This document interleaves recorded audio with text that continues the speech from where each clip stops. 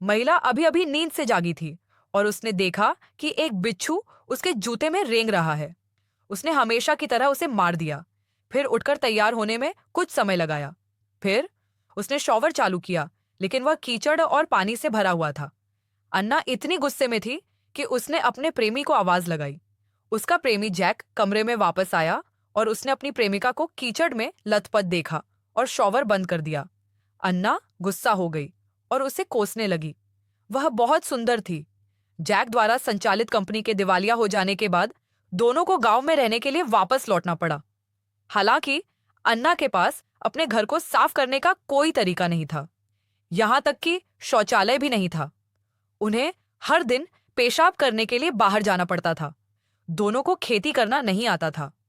उन्होंने मवेशी पालकर जीविका चलाने की योजना बनाई, लेकिन बैल का स्वभाव बहुत खराब था और वह समय समय पर जैक को जमीन पर गिरा देता था।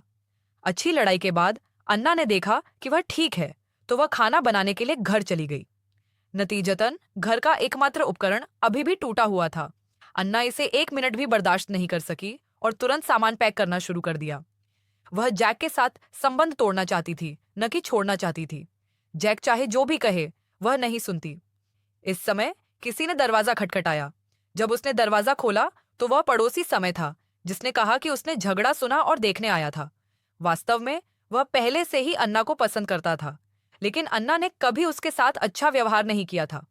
समय ने हाल ही में बहुत पैसा कमाया था और सुना था कि अन्ना जैक को छोड़ना चाहती है।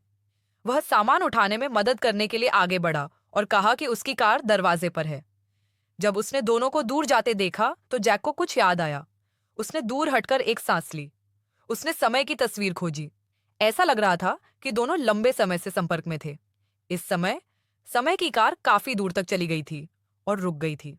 समय ने अन्ना से बात करने के लिए समय निकाला, लेकिन अन्ना को यह पसंद नहीं आया और वह सहमत नहीं होना चाहती थी। समय अन्ना को केवल इतना बता सकता था कि उसके पास 10 लाख रुपए नकद हैं। जब तक अन्ना उसके साथ है, उसे फिर कभी कठिन जीवन नहीं जीना पड़ेगा। अन्ना के लिए प्रभावित न होना बहुत कठिन था। महिला अब ज्यादा नहीं सोच सकती थी, इसलिए उसके साथ जाने को राजी हो गई।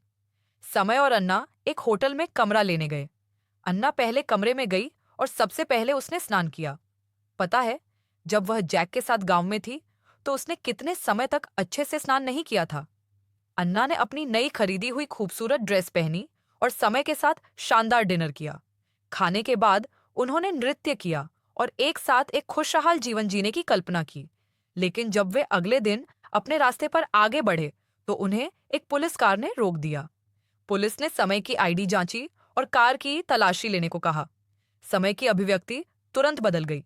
डिग्गी में रखे 10 लाख रुपए को उसने चोरी किया था। वास्तव में समय एक चोर था।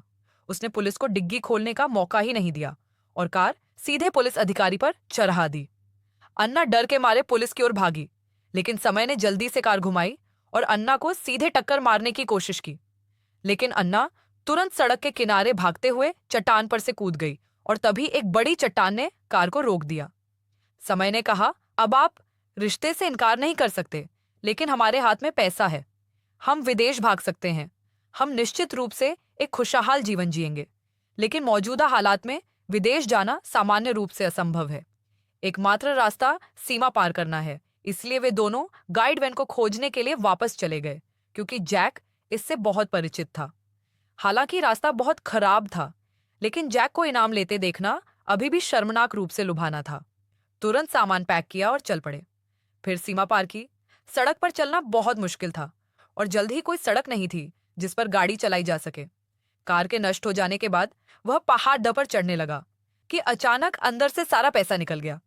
हुआ ऐसा कि एक किसान वहां से गुजरा और खुशी खुशी वहां पहुंचा। जब पता चला कि वह पैसा किसी और का है, तो ईमानदार किसान ने खुद को कंट्रोल किया और ईमानदारी से मदद करना शुरू कर दिया। लेकिन समय को इसमें कोई दिलचस्पी नहीं थी। उसने पहचाने जाने का जोखिम उठाया और किसान की गोली मारकर हत्या कर दी।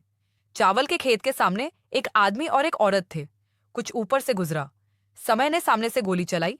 अन्ना वापस भागी, लेकिन तार में फंस गई। भाई, मकई के खेत में सिर्फ एक गाय है। समय और हथियार लेकर लड़ने को तैयार था। जैक ने उसे रोका और कहा कि तुम्हें इसकी कीमत चुकानी पड़ेगी। समय ने अनिच्छा से पैसे चुका दिए। जैक को डर था कि समय अपने स्वार्थ के लिए लोगों को मार डालेगा, इसलिए उसने उसकी बंदूक छीनने का अवसर लिया। अपनी बंदूक के बिना समय बिना दांतों वाले शेर की तरह था, और अन्ना अब उसकी धमकी से नहीं डरती थी। इस खतरनाक व्यक्ति से दूर रहो, बस जैक का पीछा करो। वे सभी उस दिन बारिश में भीग गए थे। घायल अन्ना को तेज बुखार था। उन तीनों ने अन्ना को बचाने के लिए एक गुफा ढूंढी। जलाऊ लकड़ी वापस आ गई, लेकिन जलाऊ लकड़ी मिलना मुश्किल था। समय ने अन्ना को बचाने के लिए टिकट निकाला। जैक केवल कागज से आग जला सकता था और अन्ना के घाव का इलाज करने के लिए चाकू निकाल सकता था। जैक की सावधानी पूर्वक देखभाल के तहत अन्ना आखिरकार रात के दूसरे पहर में सो गई। जब समय सो गया तो जैक ने गोलियों से बारूद निकाला और खाली कारतूस लोड किए। समय जाग गया और उसने पिस्तौल देखी। उसने तुरंत उसे उठाया और अपने शरीर पर छिपा लिया। जब वे सीमा पार करने वाले थे तो समय ने बंदूक निकाली और बिना किसी हिचकिचाहट के जैक को गोली मार दी। हालांकि जैक को कोई नुकसान नहीं पहुंचा। समय को एहसास हुआ कि उसके साथ धोखा हुआ है और उसने बिना कुछ कहे जैक से लड़ना शुरू कर दिया। दुर्भाग्य से जैक बदकिस्मत था और गिरने वाले पत्थर ने उसके पैरों को दबा दिया। समय अन्ना को अपने साथ चलने के लिए कहने को तैयार था, लेकिन अन्ना को एहसास हुआ कि समय के साथ डर में जीने की बजाय कठिन जीवन जीना बेहतर है। इसलिए समय ने पैसे लिए और अकेले ही सड़क पर निकल पड़ा। उसने अपने सामने एक कार आती देखी और खुशी से हाथ हिलाया। उम्मीद है कि उसे कोई सवारी मिल जाएगी, लेकिन दूसरी पार्टी ने उसे नहीं देखा और कार ने समय को टक्कर मार दी और समय सीधे पहाड़ी से नीचे जा गिरा और उसके सारे पैसे भी गिर गए। अन्ना ने अपनी पूरी ताकत से बड़ी चट्टान को दूर धकेल दिया। दोनों नदी के किनारे चले गए, लेकिन पानी में बैंकनोट तैरते हुए देखे, इसलिए दोनों पैसे उठाने लगे। तभी उन्हें समय का शव मिला। आखिरकार अब इस पैसे से उसे और अन्ना को कठिन जीवन नहीं जीना पड़ेगा।